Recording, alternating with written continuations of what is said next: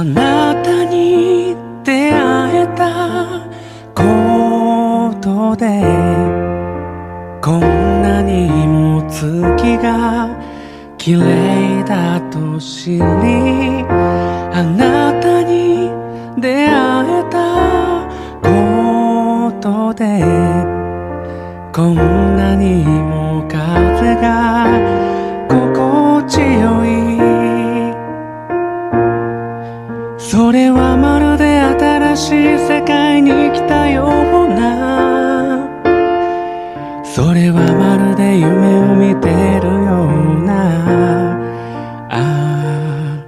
幻の中で生まれたこの想いは今どうやって打ち明けよう。